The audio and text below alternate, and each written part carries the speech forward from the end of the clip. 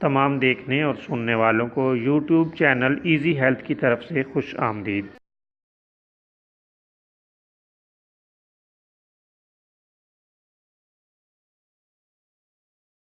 दोस्तों, आज की इस वीडियो में हम आपकी खिदमत में अंगूर का शरबत बनाने का एक और तरीका पेश करेंगे।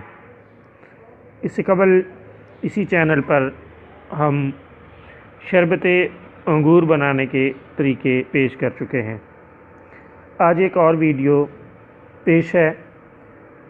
अंगूर का जूस 400 मिलीलीटर, अर्के गुलाब 400 मिलीलीटर, मिश्री या चीनी 400 ग्राम। तमाम चीज़ों को खूब अच्छी तरह पकाएं।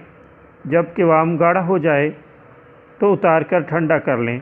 लाजवाब शरबत अंगूर तैयार है। मैदे और जिगर को ताकत देकर कमज़ोरी से दूर रखता है।